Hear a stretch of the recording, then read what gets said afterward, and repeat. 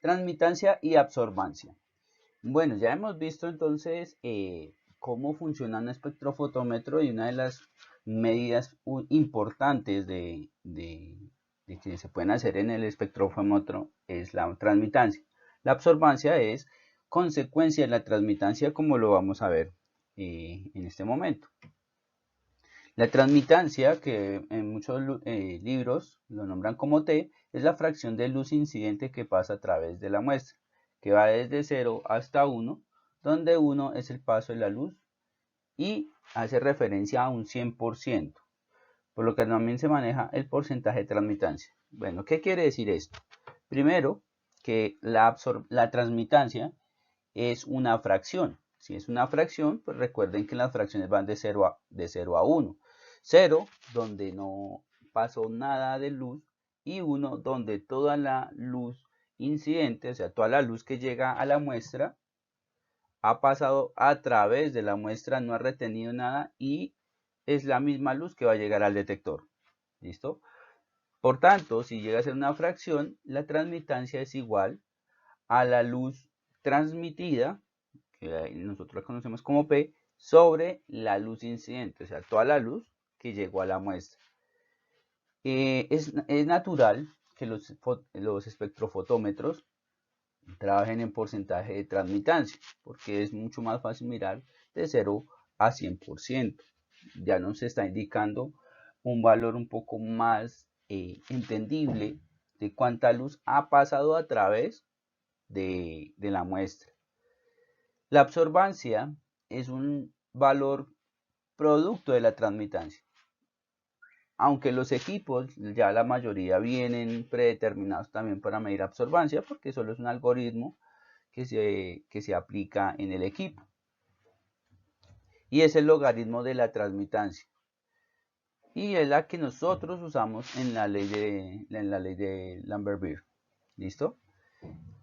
Y aquí es donde nosotros utilizamos esta ecuación. Ahí más o menos vemos cómo se ha diseñado. Y viene siendo menos el logaritmo de la transmitancia.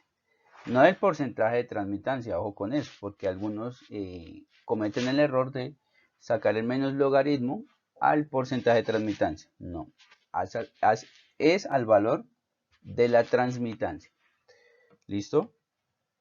Bueno, en esta tabla vamos a analizar un poco qué quiere decir cuando tenemos algunos valores. Por ejemplo, la fracción P sobre P sub 0, que ese es el valor de la transmitancia, si tenemos un valor de 1, quiere decir que toda la luz pasó a través de la muestra, no retuvo nada, por ende, la luz que se transmitió fue del 100%.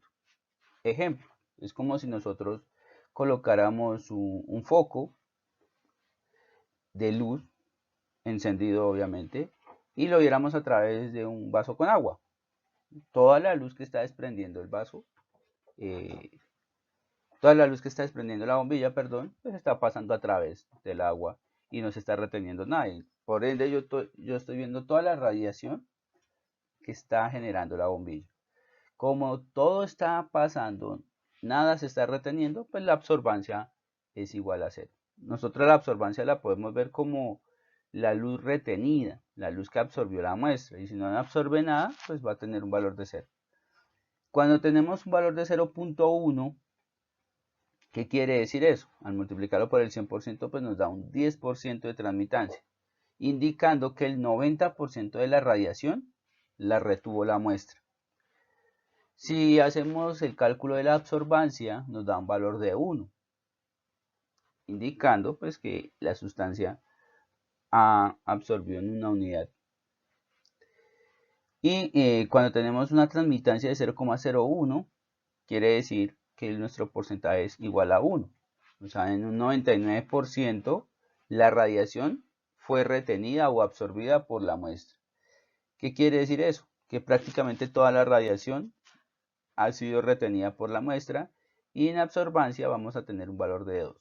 Por eso, cuando vimos anteriormente en qué franja de absorbancias vamos a trabajar, se trabaja de 0 a 1,5, máximo de 0 a 2, porque ya de 2 para arriba esto es prácticamente la sustancia reteniendo toda la radiación y por ende no llega radiación al detector. Recordando, la ventana donde se cumple la ley de Beer es de 0 a 1 a 1. ¿Listo? En valores de absorbancia.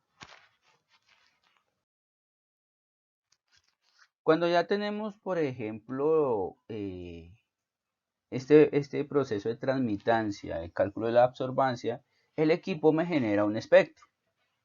Pero, qué es un espectro? El espectro me indica las diferentes transiciones que hay entre luz-materia. Y aquí pues tenemos un ejemplo de los espectros.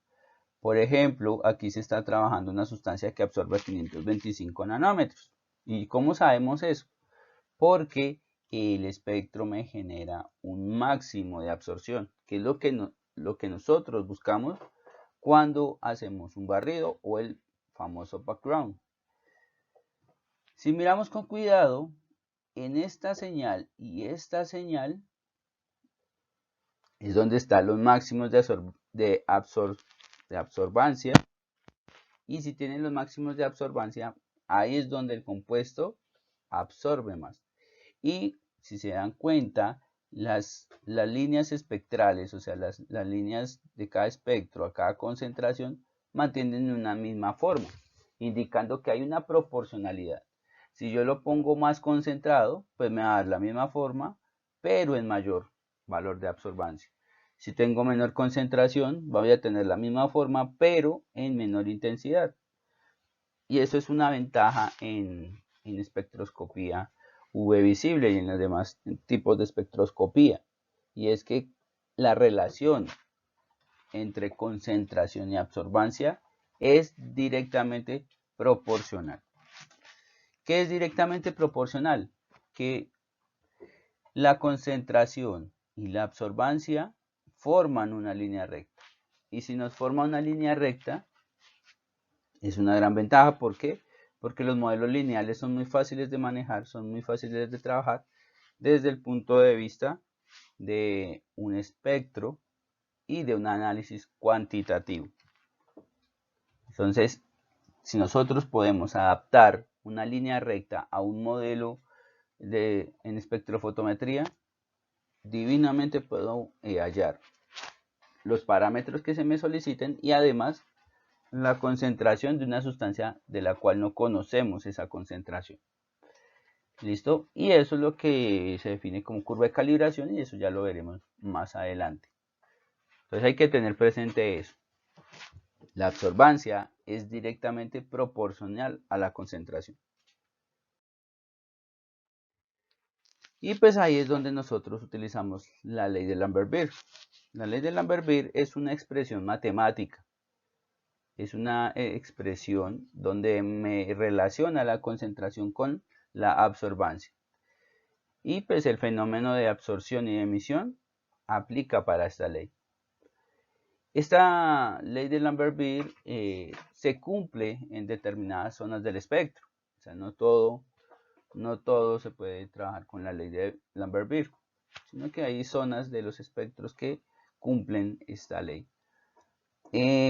Cuando hacemos un estudio cuantitativo, es dependiente de la longitud de onda. ¿Listo? O sea, para hacer un análisis cuantitativo debo definir primero mi longitud de onda a trabajar, mi longitud de onda donde hay la mayor absorción de luz, que eso pues lo permite hacer el equipo. ¿Listo? Tomando entonces el modelo de la cubetica, donde P sub 0 pues será la luz incidente, donde lambda es el tipo de radiación o longitud de onda de la radiación, donde C es la concentración, la longitud del paso de luz es L y P normalita es el valor de la luz transmitida.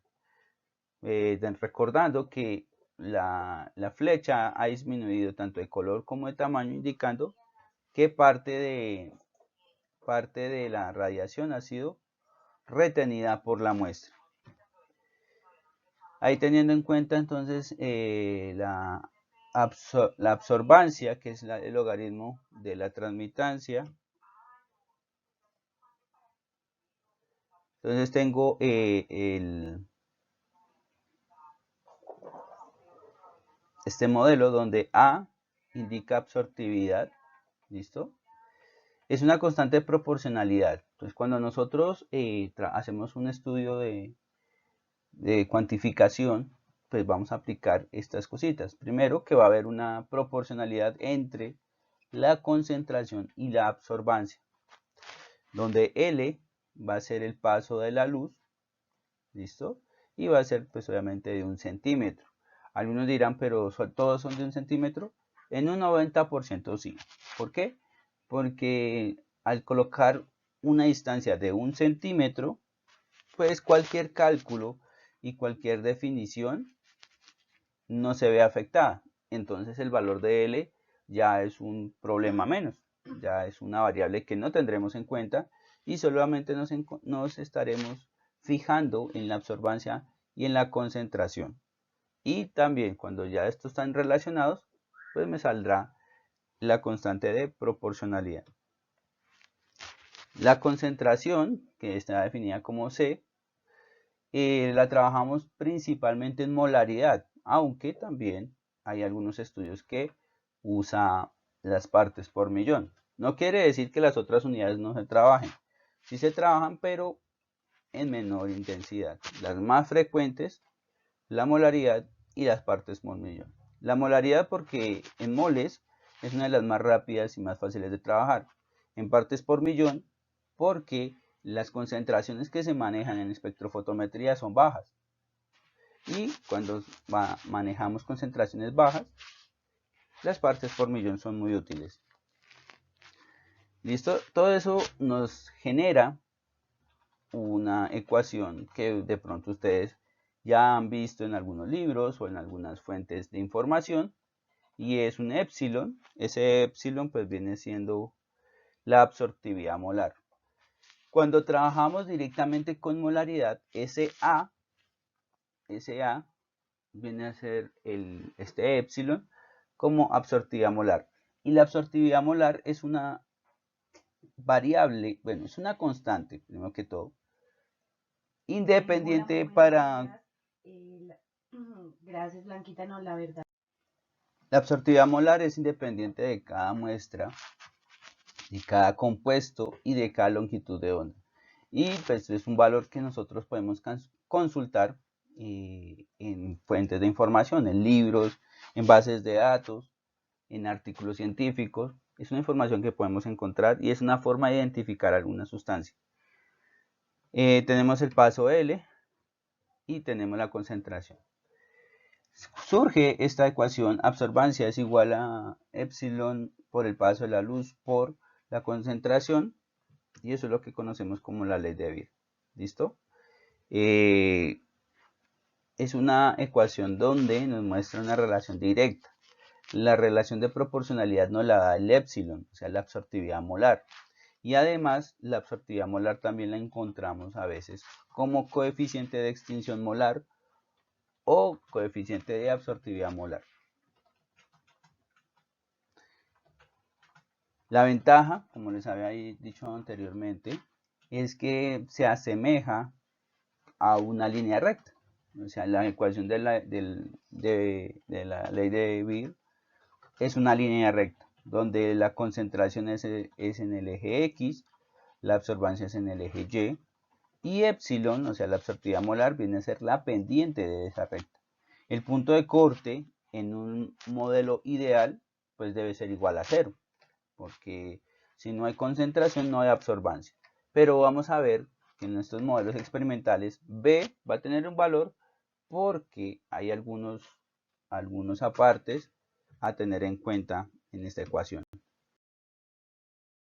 ¿Qué apartes son los que vamos a mirar?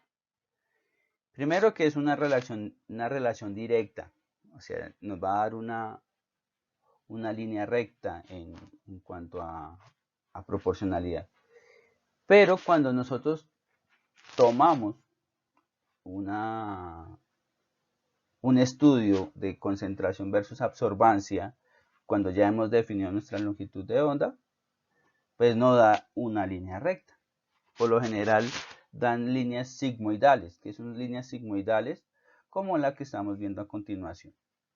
Las líneas sigmoidales tienen un punto de inflexión y hay tres zonas que podemos identificar en estas sigmoidales. La primera, una parte recta, ¿cierto? Y esa parte recta es donde se cumple la ley de Lambert-Beal.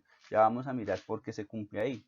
Primero, porque ahí es donde está la zona lineal. Y mientras esté la zona lineal, nosotros podemos trabajar la ley de Lambert-Beal. ¿Listo? ¿Por qué no se trabajan las zonas superiores e inferiores? La zona superior no se trabaja primero porque no hay una linealidad. Segundo, porque es un problema de sobresaturación por concentración. ¿Cómo así? Ahí podemos ver el ejemplo cuando preparamos gelatina. Digamos una gelatina de naranja, que es de color naranja, obviamente. Cuando nosotros comenzamos a adicionar el polvo de gelatina, pues la solución va adquiriendo el color naranja. Cada vez que yo le voy adicionando mayor contenido de gelatina, pues la solución va adquiriendo un naranja más intenso. Va a llegar un punto donde cuando yo estoy adicionando la gelatina, ya el color no va a cambiar. ¿Por qué? Porque ya se saturó. Listo, ya se saturó la solución. Entonces, en cuanto al color, y si yo le sigo adicionando gelatina, pues ya el color no va a cambiar. ¿Por qué? Porque ya llegó a un máximo de color, de desarrollo de color. Y ya cuando usted le adicione más y más y más, pues habrá mayor cantidad, pero el color sigue siendo el mismo.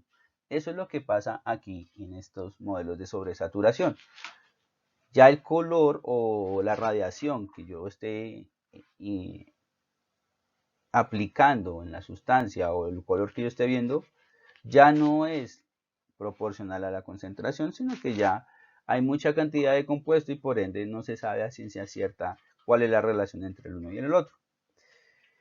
La otra zona es totalmente contrario y es la zona por insaturación. Yo no me puedo ir con valores tan bajos. ¿Por qué? Porque los valores bajos es donde el equipo trabaja, como el ruido.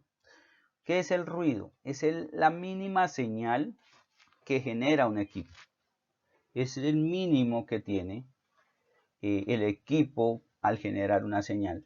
¿Cómo así? Eso es como, por ejemplo, como pasaba en los antiguos radios, los radios que utilizaban nuestros familiares, o de pronto todavía lo usan, pero no tanto como hace unos 20 o 30 años.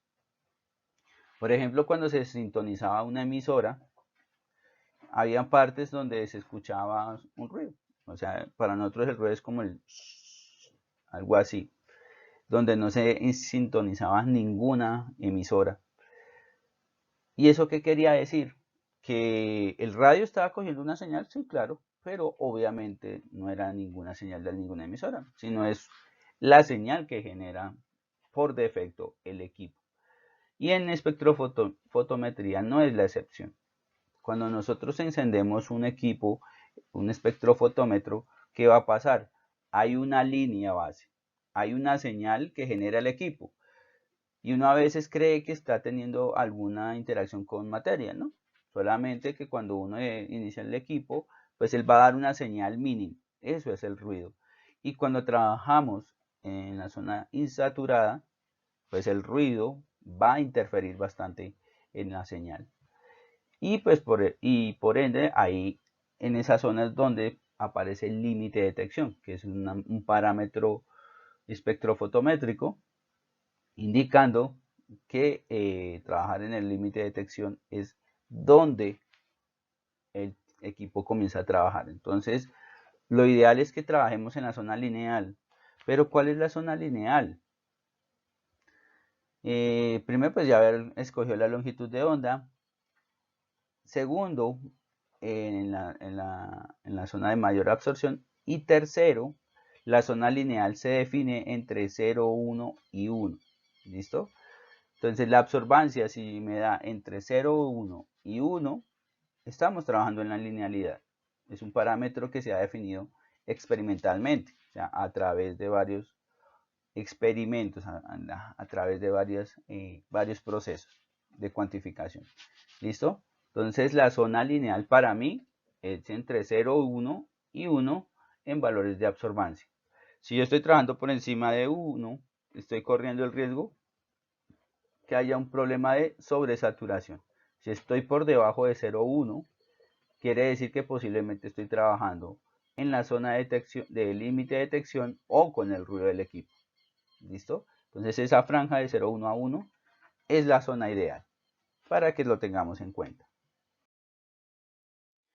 En la ley de Lambert-Beer entonces tenemos dos formas de hacer los cálculos. La primera forma es realizando el cálculo directamente. ¿Y cómo es el cálculo directamente?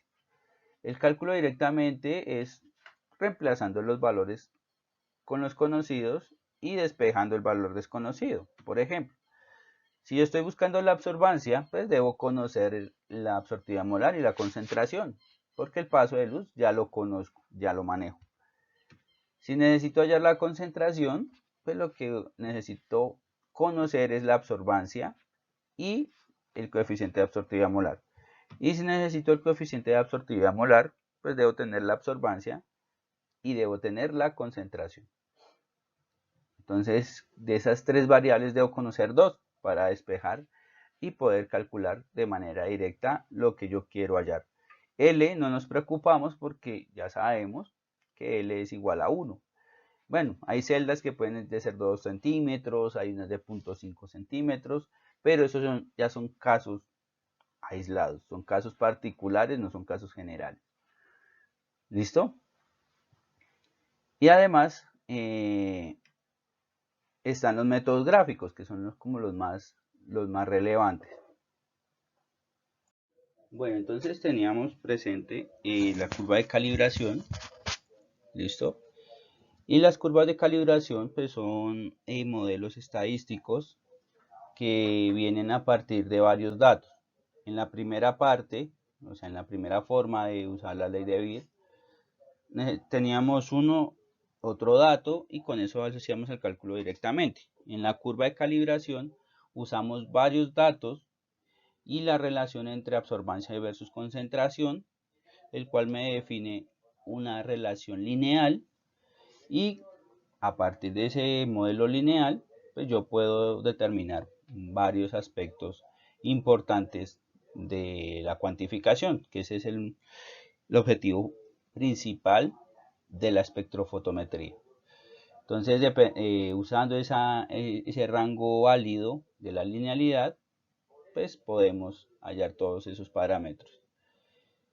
En un modelo de curva de calibración, pues hay parámetros a tener en cuenta como límite de cuantificación, que es el valor mínimo de concentración donde el método es válido. Tenemos la franja lineal, donde se cumple la ley de Lambert-Beer. Y pues gracias a eso nosotros podemos hacer lo demás. Y para esto pues vamos a hacer unos ejercicios. El primero pues haciendo cálculos directos, el segundo usando una curva de calibración. Una solución de concentración 1,50 micromolar de una sustancia coloreada que absorbe a 525 nanómetros fue sometida a radiación visible y presentó una transmitancia de 0,505. La celda utilizada fue material de vidrio de 1 centímetro de espesor y nos piden determinar el porcentaje de transmitancia, la absorbancia y el coeficiente de extinción molar de la sustancia coloreada a 525 nanómetros. ¿Listo? Bueno, entonces aquí en esta parte nosotros lo que hacemos es un cálculo directo, dependiendo de lo que nos están solicitando. Para el porcentaje de transmitancia es multiplicar la transmitancia por 100. O sea, teniendo ya el valor de transmitancia, multiplicamos por 100 y ya tenemos el porcentaje de transmitancia. Para la absorbancia, pues utilizamos la ecuación de menos logaritmo por transmitancia. Y para el coeficiente de extinción molar, que es el mismo coeficiente de absortividad molar, pues tenemos que es absorbancia sobre la concentración sobre el paso de la luz. Para el porcentaje de transmitancia, entonces multiplicamos 0,505. Recuerden que este valor nosotros lo tomamos del ejercicio. Ahí, por ejemplo, nos está diciendo que es 0,505. Multiplicamos por 100 y ya nos da un 50,5% de porcentaje de transmitancia. En términos prácticos, nos está diciendo que prácticamente la mitad de la radiación la está absorbiendo la muestra, porque pues solamente el 50,5% de la luz está llegando al detector. En la absorbancia tenemos que el cálculo nos da 0,297 y ese valor está dando en la franja válida de la ley de Beer, que es entre 0,1 y 1 en valores de absorbancia. ¿Listo? Y por último, reemplazamos para el coeficiente de absortividad molar o extinción molar y pues respetando las unidades que genera, pues da 1,98 por 10 a la 5 molar a la menos 1 centímetros a la menos 1. Cuando hablamos en coeficientes de absortividad molar o extinción molar, hay que colocar las unidades del despeje. No debemos ignorar eso porque pues obviamente quedaría mal hecho. Además que con el coeficiente de extinción yo puedo saber en qué concentraciones estoy trabajando, si en molaridad o en partes por millón. ¿Listo? Si por ejemplo está trabajando en molaridad, ya estamos trabajando absortividad molar. Si es partes por millón, pues solamente es absortividad. El otro ejercicio es mediante curva de calibración. Pues vamos a mirar qué es una curva de calibración. La curva de calibración utiliza varios puntos, no solamente un punto como en el ejercicio pasado, sino utilizamos varios. Y esos puntos van a tener un incremento en la concentración. Aquí tenemos, por ejemplo, 7 soluciones. Y si se dan cuenta, cada solución va perdiendo un poco la tonalidad. Quiere decir que la concentración va disminuyendo hasta llegar a una solución muy baja en concentración y por ende pues el color va a ser muy débil. La curva de calibración es una relación entre concentración versus absorbancia. ¿Y para qué hacemos varias soluciones? Pues para obtener un modelo lineal. ¿Listo? De la siguiente forma. Si yo tengo concentraciones versus señal, que en este caso la señal va a ser absorbancia, pues va a tener una línea recta. Y de esta línea recta puedo hallar el coeficiente de extinción molar o de absortividad molar, puedo hallar la absorbancia de una sustancia de concentración desconocida y por ende la concentración de una sustancia de concentración desconocida. Esa es la función de una curva de calibración. Y es la más usada, ¿por qué? Porque cuando aplicamos de manera directa la ecuación de Lambert-Beer, pues obviamente es que ya conocemos toda la información. La curva de calibración me genera esa información. Me genera el coeficiente de extinción, me genera la concentración, no me genera la señal. ¿Listo? Entonces con la curva de calibración es una herramienta poderosa para trabajar la espectrofotometría. Veámoslo con un ejercicio. Se tiene una muestra de agua contaminada con permanganato de potasio y se quiere determinar la cantidad de sal. Para realizar la cuantificación se usó una serie de patrones de permanganato de potasio de 4, 8, 12, 16 y 20 partes por millón y se realizaron lecturas de absorbancia a 525 nanómetros. Se tomaron 10 mililitros de agua contaminada y se hizo lectura de absorbancia, dando un valor de 0,368 a la longitud de onda trabajada. Calcular la concentración en partes por millón de permanganato de potasio en el agua contaminada. Ahí hacen una aclaración, ver tabla con los valores de absorbancia de cada solución patrón. Para una curva de calibración debo tomar lo siguiente. Por ejemplo, tengo un medicamento. Este medicamento tiene aspirina, pero yo no sé cuánta aspirina debe tener. Para determinar cuánta aspirina tiene ese medicamento, ¿qué debo hacer yo? Debo hacer una curva de calibración. Esa curva de calibración va a tener cinco soluciones de concentración conocida de ¿qué? De ácido acetil salicílico. ¿Por qué? Porque ese es el compuesto activo de la aspirina. ¿Y por qué yo hago soluciones con ese patrón, con esa sustancia conocida? Para generar la gráfica o la curva de calibración. Eso es lo que nosotros hacemos. Tomamos el patrón, que es una sustancia de peso conocido, hacemos soluciones patrón, que quiere decir que son de concentraciones conocidas, vamos a ir incrementando el valor de la concentración hasta llegar a un máximo de concentración. Ya después de que tengo estas soluciones, tomo los valores de absorbancia en un espectrofotómetro, entonces me genera las absorbancias. Grafico absorbancia versus las concentraciones de las soluciones patrón y nos tiene que dar una línea recta.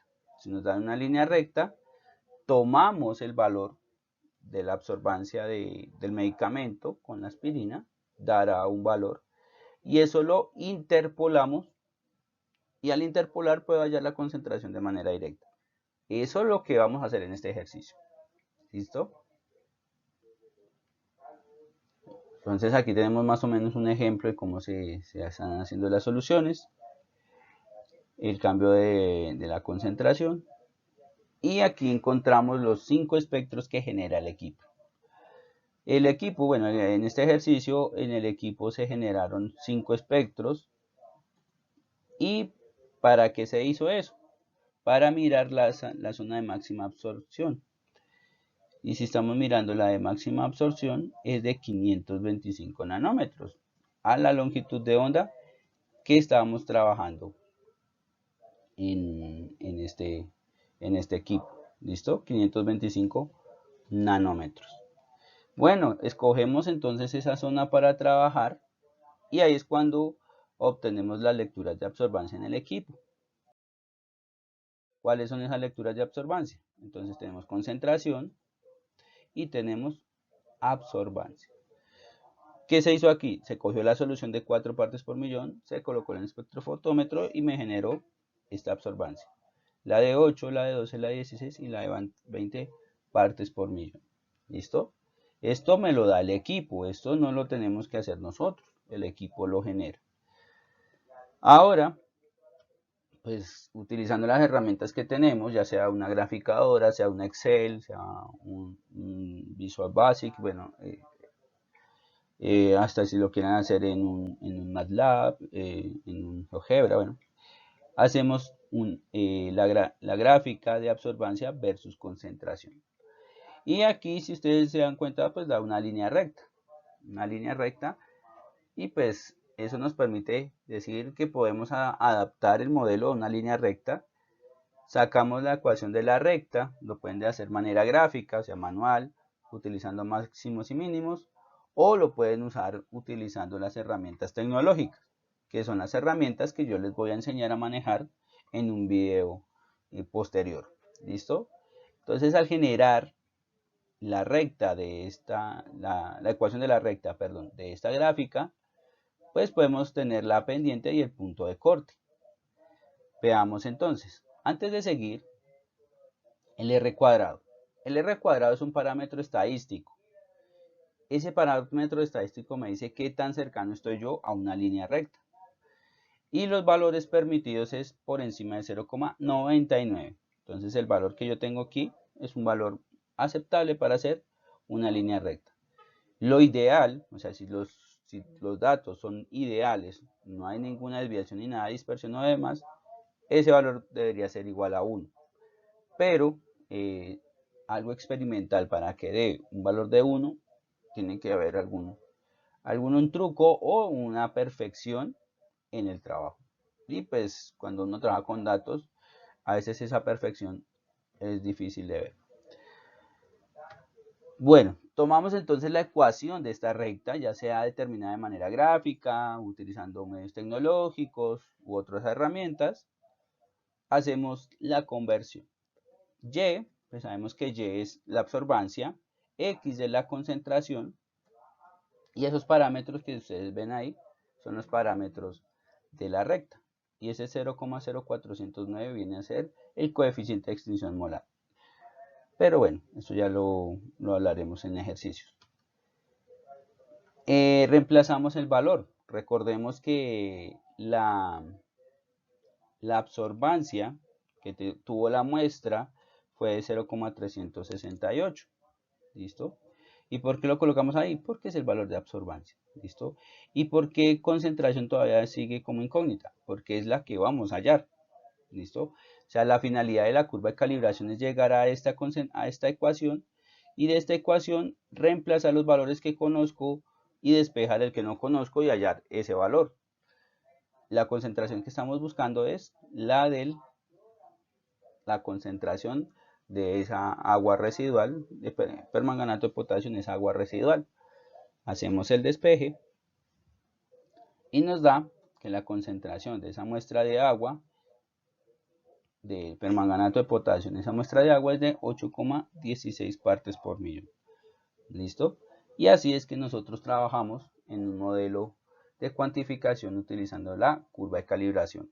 Hay otros métodos también muy conocidos, que son el método de adición estándar, método de patrón interno, los modelos de aditividad, pero bueno, estos ya son modelos analíticos que si los verán mucho después en su carrera. ¿Listo? Entonces con esto mostramos entonces cómo es el manejo de la ley de Beer, y esto nos dará pues pie a la resolución de ejercicios utilizando la ley de Lambert-Beer. Muchas gracias.